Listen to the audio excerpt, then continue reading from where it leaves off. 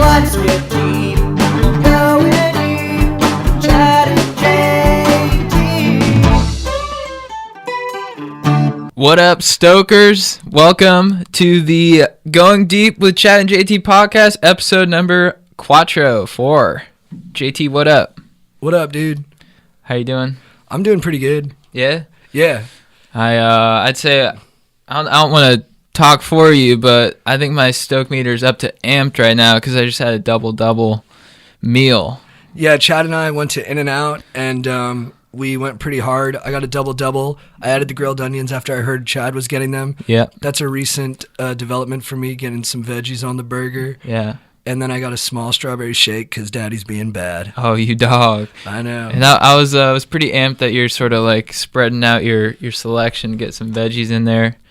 Because nutrition's important. Yeah, and it's very important. Yeah. So if you're in and out, get some onions, get that nutrition, feel good. Keep away the scurvy.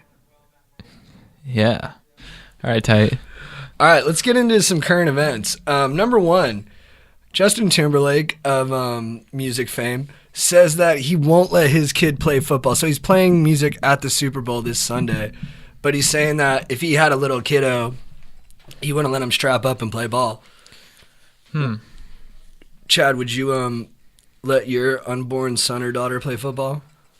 Well, I mean, as you know, I think it's always important to face danger on a daily basis. The concussion thing concerns me, but, I've had a few concussions in my life, and I think I turned out pretty okay. So, you know what? And I think that's essential for kids to, rough it up. Get in there and play dirty, Yeah, because they'll get a lot of good experience in that, right? Like, they'll get closer to the other guys on the team. Yeah. They'll understand that they're not fragile, that they can get hit and bounce back. Yeah. It's sort of like a big wave, when you're out surfing in big waves, like you'll see, like at first you'll be kind of like, oh shit, and then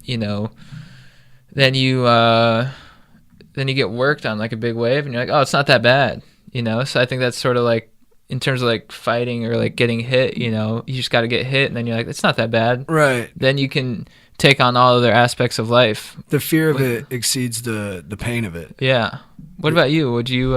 I definitely let my kids play football. I only played 1 year because I was unathletic. Yeah. But had I been bigger and faster, I definitely would have played. And I always loved playing in the backyard with my boys. Yeah. I played quarterback. I understood Nice. how to modulate tempo, how to bring out the best in my different receiver skills. Yeah. And we only tackled there infrequently, but I learned a lot from it, and I still remember those days with like a lot of fucking joy. Dude, I remember when we played that one time when I was at your family's house for Thanksgiving. You were just like, not only were you a great quarterback, but you were you're like a beast in the huddle. Like, you're a great huddle guy. You really know how to get people amped. I grew up watching movies where to be a leader it meant you had to give great speeches. Yeah. And so I was always looking for opportunities to inspire through a speech. Yeah. Get into the cadence of heroism, like, today we do not lose, my friends, because today we look out for each other. Fuck. Dude, that makes me want to play. I know. That makes me want to bone some football. Yeah. All right, tight. So we're both letting our kids play. So Justin Timberlake, if my boy sees your boy around, your boy better run, because my boy's going to smash him. Yeah, dude. Let's tackle. What'd you think about Donald Trump's State of the Union that happened this week?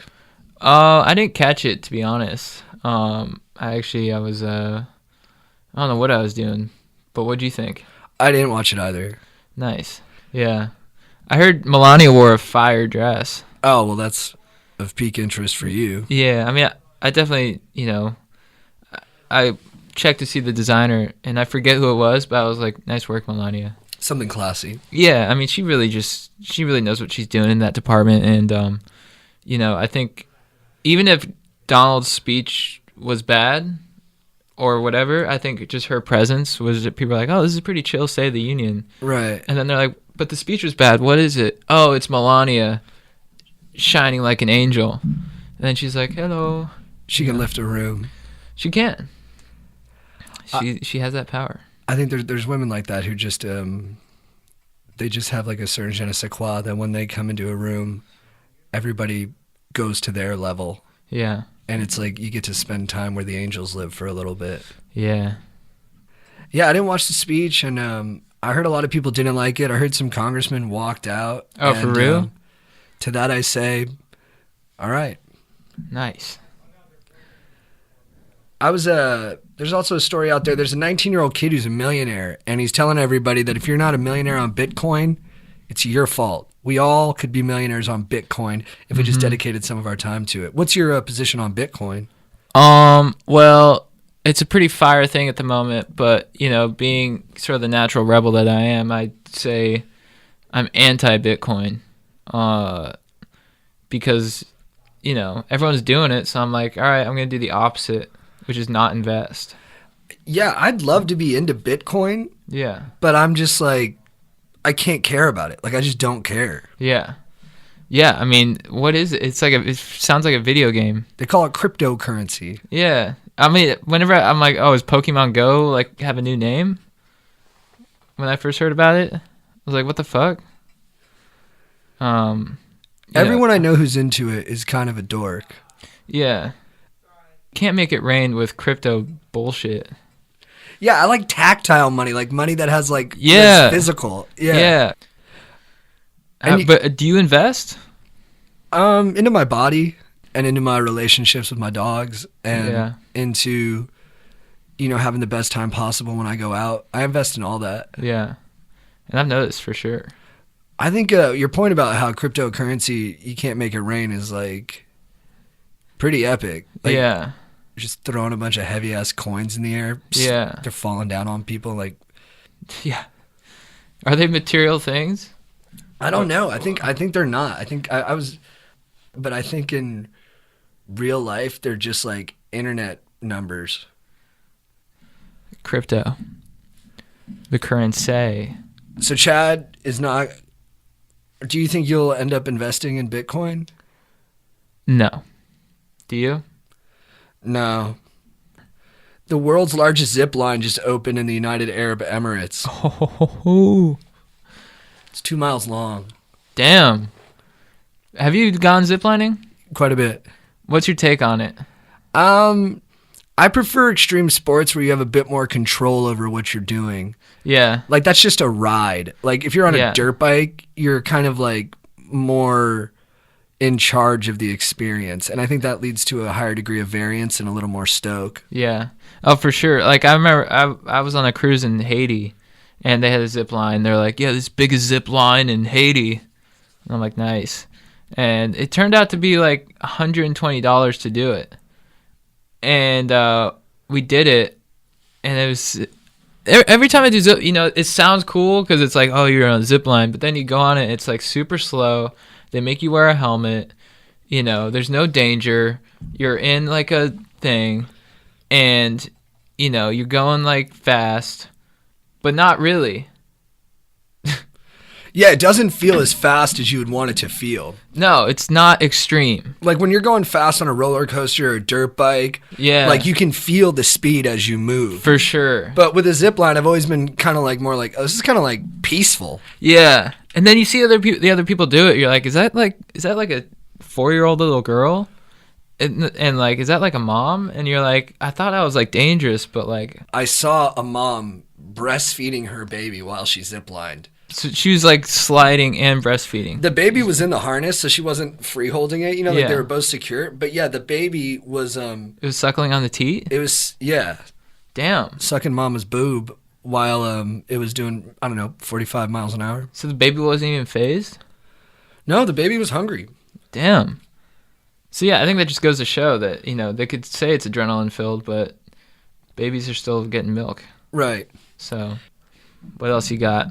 Apparently Tinder, they're under some hot heat because they're charging extra if you're over 30 to be on their service. Damn. Like it's like $14.99 if you're under 30 and it's $19.99 if you're over 30. Damn. So some people over 30 are like a little upset because they feel like they're being made to feel like they're out to pasture. Yeah. It's kind of like, hey, we know you guys don't fuck as much, so here's... Yeah, or it's Pay like, up. I think it's also like people don't want to fuck you Oh, as much. that's a good take. Yeah, so since you're not as desired at the party, you got to supply a little bit more. Yeah. Yeah, that's got to hurt. Are they going to back down or are they going to stick to it? I think Tinder's saying that they're doing it because like younger people have less money. Yeah. So that's why they have to pay less. Yeah. That works out for us. But I'm like, yeah. And I'm also like, younger people are hornier though too. So maybe they should, Yeah. you could get more money out of them. Yeah. I mean, I think they're on it more because they want to bone more. Yeah. For sure. I think if you're a woman over 30, you should still just pay $14.99. I think if you're a dude over 30, you should have to pay more. Yeah. That Like, makes sense. Maybe like $100. Because dudes are a little more aggro on those apps. Yeah, and They're going to cause more harm. women are, I think it's, like women turn down 15 guys for every, guys don't turn down women on there. You know? They just, You take what you can get. I mean, you've watched Terry. He's like, Suicide rights. yeah. Yeah, he's casting a wide net. Yeah, huge net. And you're like, what's your age range, dude? It's like, he's like, oh, up to like 80? Why? Yeah, he's an animal. Yeah. Because we'll be out, like 10 of us, and then he'll just be like, I'm taking off to like go bed this 68-year-old in a Leisure World. Yeah. And you're like, dude, she lives in an assisted living community? He's like, no, she's in one of like the solo complexes. Oh, yeah. You're like, all right, well, she's mobile. Yeah. That's healthier. For sure. Good on him for that. Yeah, I mean, I think dudes that, they're definitely flooding the app with more lewd pics that people don't want to see. You're talking about the dick pics? The dick pics, yeah. I didn't want to say the word, but yeah, that's what's up. You're not a dick pic guy, are you? No, have you ever sent one? I've sent yours to a few different Oh, you chicks. have? Yeah. Oh, nice. All right, let's get in some questions. Or should we do We got our other legends? stuff. I'm sorry. All right. Up first, we got Chad's Legend of the Week. Yeah. All right. Hold on, I gotta pull it up. So my legend of the week. I'm gonna keep this local once again. We're going to Big Dave from the squad. What up, Big Dave? So Big Dave, JT, as you know, this guy is a legend. He's just sort of one of those guys who's always down to entertain the squad. This dude, I remember one year, I think it was about 5 years ago, he chugged 6 liters of soda for the boys.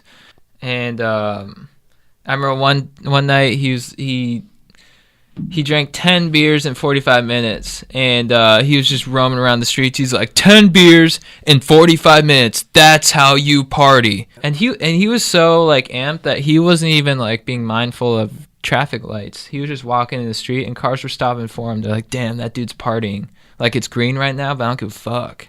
Also, the last thing is that he has huge dinner plate nipples, but he rocks them proudly, He just lets them hang loose, which I think speaks well on his whole body positivity stuff. Do you concur? I love watching you talk about his nipples because you get this, like, just this smile that is so giddy. Yeah, no, I mean, they're big nips. And, every time I see him, I'm like, oh, what up, dinner plates? They have like a flick gravity to them where you're like, I have to do something to that nipple, dude. Yeah. It's like hard not to like give him a titty twister. That nipple is public domain. Yeah. Huge. So shout out to Dave and his nipples. And, dude, keep entertaining the squad. Keep being a legend. Apparently his parents are applying for jobs for him, Best Buy and Pizza Hut. So hopefully he can stay out of that and just keep raging with us. But yeah, good luck, Big Dave. I know you've got a pretty shitty resume, so I'm pulling for you that it'll keep you out of any possible jobs. I mean, he's been fired from like 4 different jobs where you're like, dude, how did you get fired from that? Like, he was operating the rental shack at the Marriott in Dana Point. Yeah. Which is like you sit in a shack all day. Like, they basically tell you can be stoned. Yeah. And he lost a canoe, a pretty expensive canoe, sea-bearing canoe. Well, he's still Big Dave. and props to him. Do you want to do babe of the week? All right. My babe of the week is I watched the Enron documentary, Smartest Guys in the Room, about that company going belly up because of some bad accounting and a lot of lying. And I was watching it, and there was this one super hot chick who was commenting. Her name was Bethany McLean. And I was like, man, she's a fire babe. Like, they just hired like a super hot babe to be in this documentary. But I was underestimating her because she turns out to be the one who wrote the book on the Enron collapse and did a lot of the investigative journalism that preceded it. Uh-huh. And I was like, man, this chick is so hot and Yeah. so industrious. She is like one of those rare humans that just has everything going on. Yeah. And I was like, I'd love to date her. I'm sure she's got a lot of suitors who love the pieces she's doing for Fortune magazine. But I just want Yeah. you to know, Bethany, I'm a huge fan, and I'm glad you took down that behemoth. And if you ever want to date a guy who's not lying to anybody, I'm here. You're basically saying you're a stand-up dude. I think I'm pretty ethical, and I don't know if Yeah. I'm as smart as her or as hot as her, but she won't ever have to write a book about the terrible shit I did Yeah. in accounting, because I don't even do math. She'll write a book about how wonderful you are to her. Yeah, I hope that's a work of nonfiction That'd be beautiful. about the way I treated my bae. For sure. I just want to give you props, dude. Don't. Dude, hear me out, because, dude, take this, because I'm going to say it to your face. You're able to find these babes who are, like, not only babes, but they're also, like, industrious. Thanks, dude. Yeah. I love a hardworking bitch. I think that's pretty rad if you're a hardworking bitch. Yeah, it really is. And I mean that in the most positive way possible. All right, questions. Oh, wait, before we get into questions, there's a couple of things I want to address.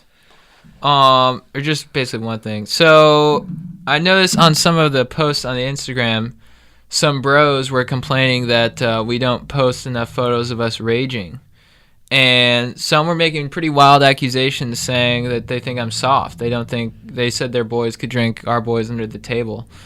And I just want to say, yeah, I guess you could see it that way because there aren't a lot of photos of us raging. But I'm going to also make the claim that that's because it's bonding time.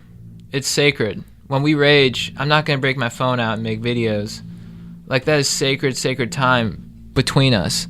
And, like, props to you for bringing that up, and questioning how hard I do actually rage. But I just want to say I still go hard. And then on the Rosillo show, the guy said that he thinks that I can only handle a sixer. And I could see how he thought that because I said it on the news. But that's because Fox News was staring me down the face, and they asked me a hard-hitting question. And to be honest, I kind of choked a little bit. I'm like, how much do I drink? A sixer? And then it came to me eventually. I'm like, oh, no, I drink a 30 rack. So that's how I feel about that. So I know it was hard to clear the air on that because it's a pretty Yeah. serious accusation. yeah, And also to these dudes who say that they can drink us under the table, like, if you think I'm going to take your juvenile attempt to goad me into a drinking battle seriously, then you're absolutely right, motherfucker. And anytime you want to do it, Chad and I and our boys will fucking smash you, dog. yeah, And we don't talk about it. We don't send messages to rival crews because, to be frank, there's none left, dude. yeah, So if you want to be next on my hit list, if you want to be on the Barber's Club with another notch, then yeah, man, come out here. You can pick the liqueur. You can pick the spirit, and I'm just trying to talk shit, and I will fuck you up. nice. But also at the same time, like, I will fuck you up. I will fuck you up. JT will. Woo! And bring your own beer bongs, fellas, because we have 4 hose, we have 2 hose, we have 3 hose, and we have 1 hose. And we'll go through all hoses, and we'll fucking clear them, and then we'll shotgun 4 locos, and then we'll say, what up? And you better bring your A game, dudes, because we're coming in, and we're coming in hard. And then you won't want to bring cameras because you won't want anybody to see what we do to you Exactly. when I shove my finger up your ass. Treating you like a pit bull. Eric Pulver, thoughts on Surf's Up? What Surf's Up? I think he means the cartoon movie with Shia LaBeouf as like a chicken that surfs or a penguin that surfs. Penguin that surfs. Just on description, I'd say I'm anti because that gives an unrealistic depiction of surfing. Chickens can't surf, so I don't want kids to think that. Though, to be contrarian, I'm a huge fan of the film. I've seen it several times. Oh, you are? Yeah. Okay. And the movie's good overall. I like the Jeff Bridges old surfer character that's kind of removed himself from competition. That's a familiar trope in competition movies, especially ones steeped around sports that are more spiritual. But the story's not really what gets me the most. The best scene in the movie is when guys talk about what it's like to get pitted, to be in the barrel. And they have a lot of pro surfers doing the voices in that scene, and it's really fire. It really just makes you want to get pitted. Yeah, Pard, despite your beautiful description, that was touching, but that movie's bullshit, and animals can't surf, so I'm going to stick to my position on that. Good question. Divisive. And he's got a follow-up. What are your thoughts on Tokyo Drift? Any analogies? Yeah, I'd analogize it to hot trash.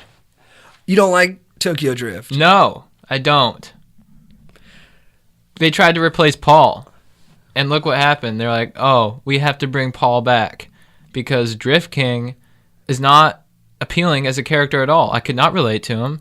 He had no personality, and, you know, it's like, cool, you drift, but let's see you on the quarter mile, dog, you know? And then they got that one dude in there with some bullshit Southern accent. I'm like, what are you even saying, dude? Like, no disrespect to Southern accents. Like, I think they're fire, but it just didn't work for a Fast and Furious movie for me. Right. Thoughts? I like Tokyo Drift. I've seen it a couple hundred times. I don't think it's as good as Fast 5 or as the first Fast and Furious, but I would put it neck and neck with any of the others of the series. I do agree with you that the lead is a little bit wooden, and the idea that he turns a muscle car into a drift car at the end is just stupid screenwriting. But I think DK as the villain is pretty phenomenal. Well, yet again, I think you had a beautiful description there, Par, but I'm going to have to disagree once again because even though he killed Han, I think he's a bullshit character. And I think you're right, that dude was wooden as fuck. I can't review movies as well as... You've got this Ebert Rober kind of style of describing movies, and props to you for that. But my first impression upon that movie was, this is bullshit.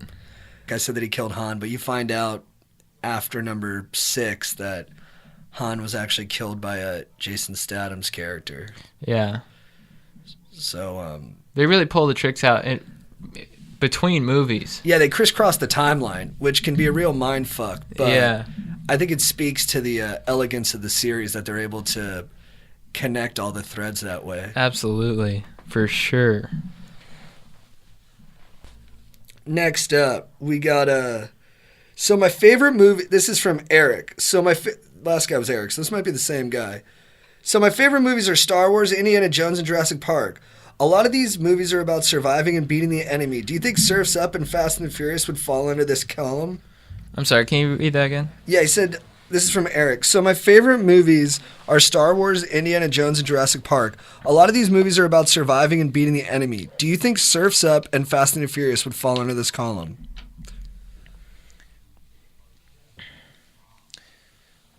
Yeah. I think the only difference is in Fast and Furious is get these dudes in the car. You know? I'm not sure that was his question. Yeah, they are about beating the enemy. I would also say that almost every movie ever made is about beating the enemy if you really dig beneath the surface. Yeah. Overcoming obstacles. Yeah. That's the enemy. Killiam, she's cool and all, and we have a good time, but now that we've been dating a while, she's starting to let herself go. How do I fix this or talk to her about it? I think the main thing is leading by example. You know?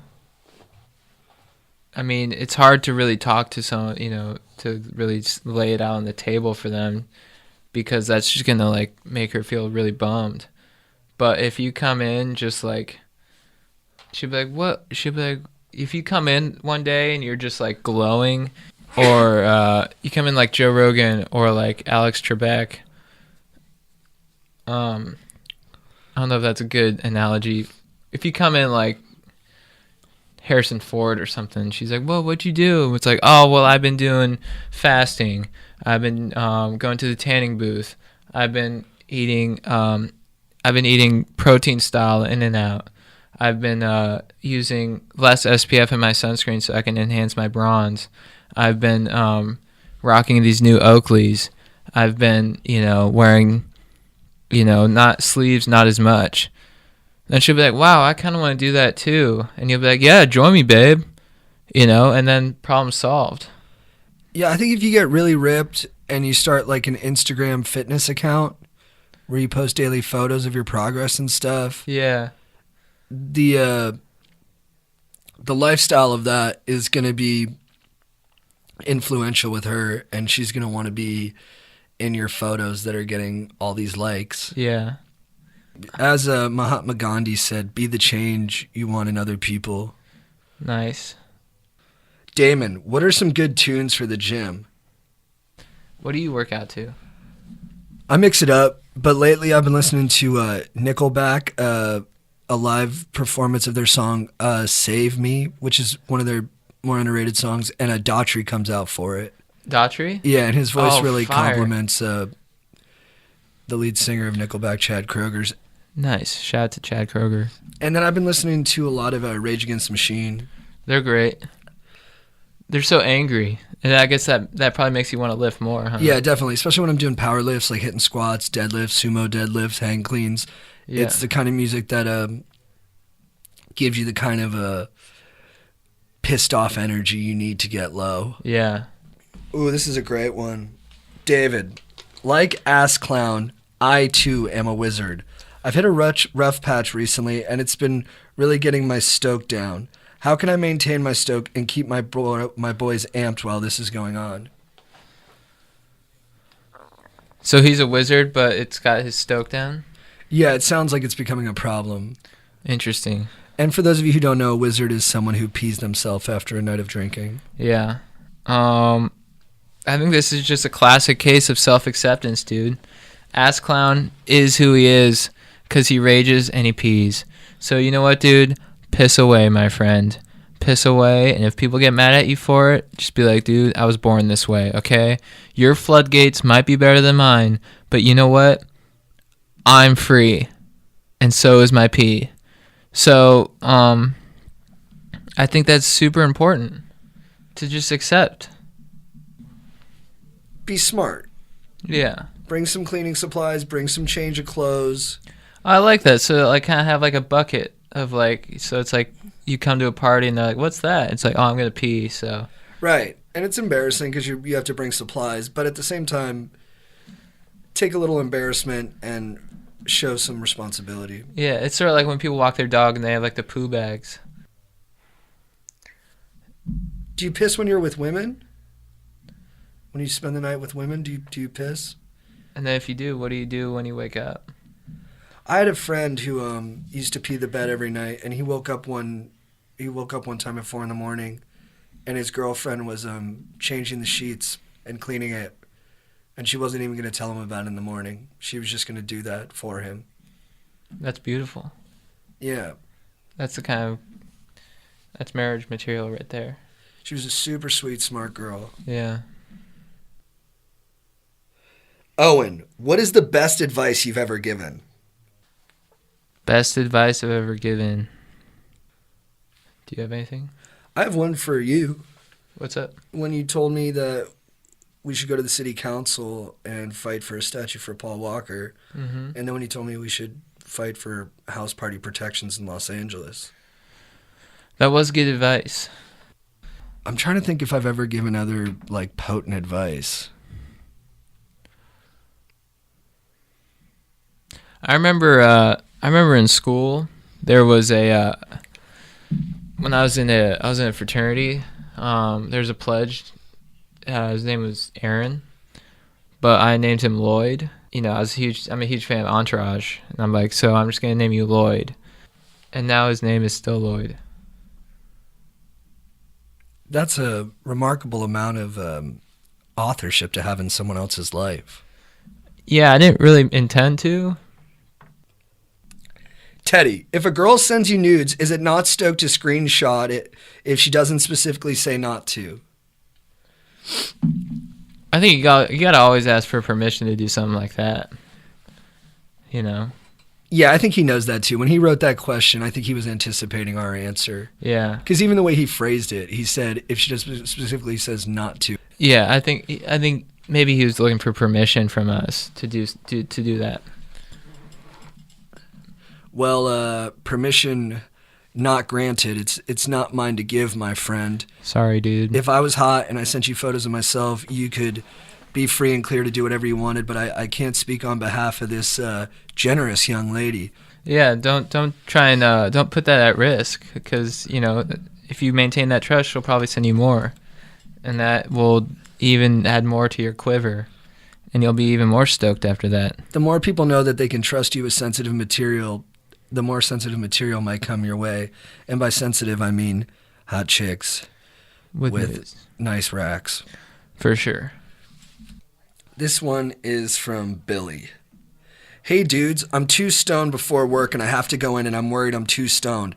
I have methods to deal with it. I got eye drops and I switch shirts, but I'm freaking and I don't know what to do. I sit at a desk, but I have to mix with people and I'm not ready for the onslaught.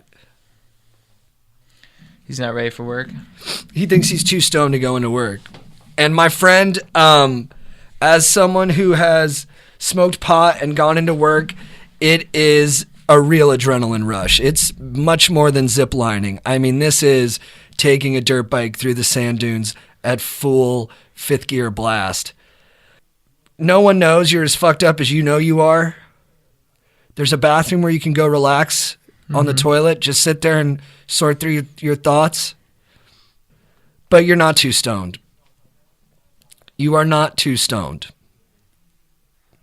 You feel it too stoned, but you're not. Yeah, enjoy the rush. Turn it into a game. Yeah, use that fear and just be like, wow, I'm on like a real... It's like I'm on Mr. Toad's Wild Ride right now. You know, going into work, dodging, you know, saying, you can make it like a game, saying what up to your boss when you're like super stoned. If you're super stoned, you know, have fun, dude. It's all about mindset, you know? Shift your mindset to being like, instead of being like, I'm stoned, they're going to know, be like, I'm stoned. And I don't want them to know.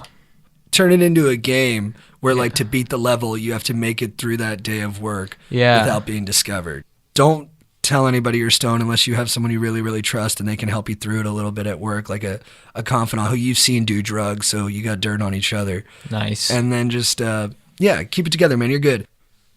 Jake.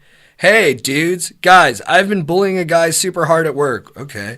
And yesterday he had a meltdown about it. Made me look horrible. My uncle owns the painting company I work at, so I'm not worried about losing my job, but I feel bad. What should I do? You guys should know, though, that this guy is a total chode.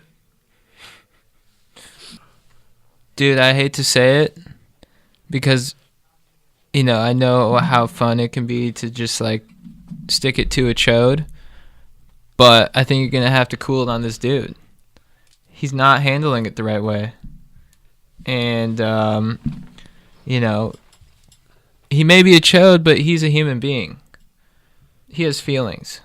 So take it easy on him, dude. You know, give him some space, you know, just be like, hey, dude, just so you know, I was joking. I didn't mean to bully you. I was just having fun because I'm having some issues with myself. And it's, yeah. So I think you need to break up from dealing with this guy as much as you can because you guys aren't good for each other. Yeah. So, I mean, you know, whether the guy's a chode or whether you're a bully, I don't know. I'm guessing it's a little bit of both. But maybe you just need to let him go his own chode way and you go your own way and show everyone at work that you guys can coexist, because that'll show some real kind of... if you can break away from, it'll show real maturity on your part to, like, resist the urge to, clown on a chode. Because, I know that the urge can be huge, but I think it's, you got to think, hey, we're at work. It's obviously hurting this dude, even though he is basically he looks like a dong that is as thick as it is short. And, it's so easy to clown on someone like that because it's so absurd.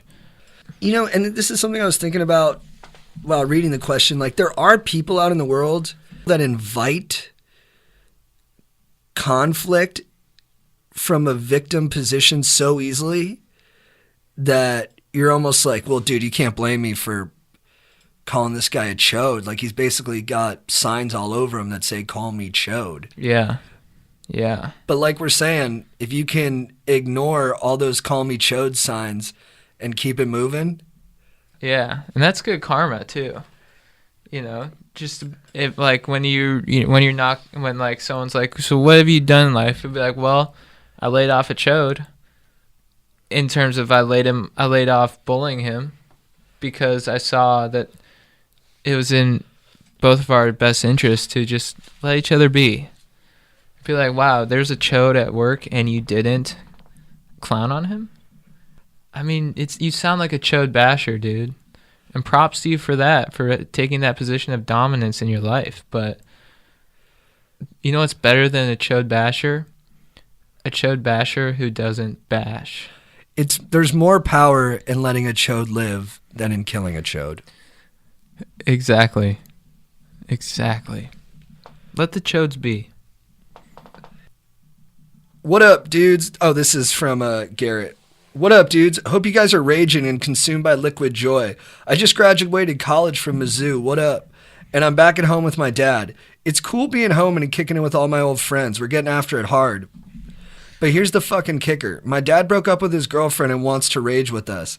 He acts like he doesn't, but he ends up out with us at least once a week. Sometimes he's normal, but sometimes he gets too hammered and it's such a party foul. I want to run away or give him a bunch of painkillers till he passes out. Just kidding, but seriously, like, I don't want to fight with my dad, but I don't want to keep raging with him.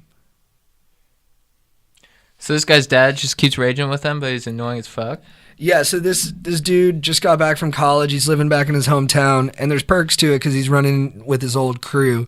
But his dad is going through some tumult and is using his son's party lifestyle as an outlet. Interesting. And he loves his dad, it seems like, but he doesn't want to keep partying with his dad. Yeah. Go ahead. I was just going to say, so your dad wasn't partying with you when he had a girlfriend. And look, it's not your responsibility to party with your dad. If you want to, that's cool. But if you don't want to, he should respect that. He's an adult and he should let his son rage with who he wants to. If you don't want to have those difficult conversations, maybe you need to do like a classic movie thing and find your dad a girlfriend. Oh, so instead of just saying outright to his dad, like, dude, we can't rage anymore, just finding a solution so that he'll naturally step away from the rage. Yeah. I like that, and that can be a fun game for you as well to, like, find a GF for your pops. Right. That'd be pretty tight, Your dad wants to have fun. And I think, you don't want to try and take that away from him, You want to make sure that he's still having fun. If you just say outright, like, hey, Dad, what, son? You're raging too hard with me, and I don't want to rage with you anymore. You'd be like, you don't even want to have this beer bong? No. Then imagine how bummed your dad would be. Yeah, when he does the beer bong by himself. Yeah. When he does all 4 hoses by himself. Yeah, and then he just sits in his lazy boy, and he's like, all right, what do I do now? He rages solo. Yeah. But if you were like, instead, you're like, hey, Dad, what's up, son? I met, the lady who just gave me a haircut. She's single, and she's looking to rage. Why don't you guys go hit Dave and Buster's? And I know what you're talking about, man. Like, I've come home and just seen my dad blasting Avicii. I one time caught my dad shaving his pubes because he found out I was doing it. Nice. So I know what it's like to have a dad who's kind of cross-pollinating into your lifestyle and body. Your dad listens to Avicii? Yeah, he tried for a while. Nice. What was he listening to? Levels? Yeah, I think so. Damn. He listens to more Avicii than I do. Really? Yeah. Do you ever go to like a show with him? No. Does your dad melt face? I think he does, but unlike this kid's dad, I think my dad does it with his own demo. Oh yeah, he doesn't do it with like college kids. Yeah, he doesn't do it with like me and my boys. Who does he melt face you. with? Who does he melt face with? I think he melts face with his girlfriend. Oh, He nice. melts faces with just friends of his. My dad has a good extensive friend group. That's pretty solid. Yeah, it's awesome. Damn. So I know he's having a good time, which makes me happy, but I also don't have to like worry about him. So he's had a good squad from all time. Yeah, he's had a really good squad, and I've kind of modeled my squad after my dad's squad. That's tight. The sophistication to bump Avicii. He's with it. Last question. What's up, Chad and JT? How you living, fools? I am currently working as a statistical analyst at an energy resource company. Cool. But I want to be a DJ. No one believes in me, but I really do think I'd have a good future in the profession. Should I pursue it? I think you got. I think you got to make a bigger argument than I think I'd have a good future. Like, what's your fist pump like? How aware are you of BPMs? How often do you melt your face? Can you get a crowd amped? Can you rock sleeveless shirts in the club? Think about that before you step into the DJ ring, because you could be this electrical statisticking could be your calling. But, dude, if you think you got what it takes to be a fire DJ, you get one life. And Yep. don't waste it doing something you don't love. And I know where you're coming from with the DJ shit, man. It is magical to be able to get a whole crowd moving to your rhythm. Yeah, I mean, try and do a gig while you still have this job. Maybe hold a gig in your garage or something, and just, maybe have you give like surveys out to your crew. And just be like, have something for like your fist pump, have something for like your crowd amp, have something for like your BPMs, have something for your just like your dance moves when the beat drops, have something for, your generosity with Molly. And have people grade you on that. And it'd be like, if you grade high, then maybe it's time to make the leap.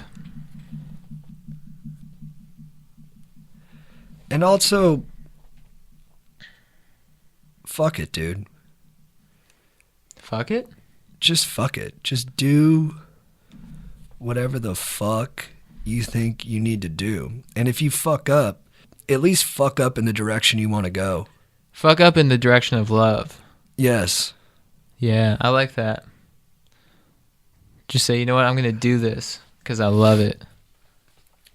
And when you love what you're doing that much, I think it makes it easier for other people to love you because they can feel that passion. All right.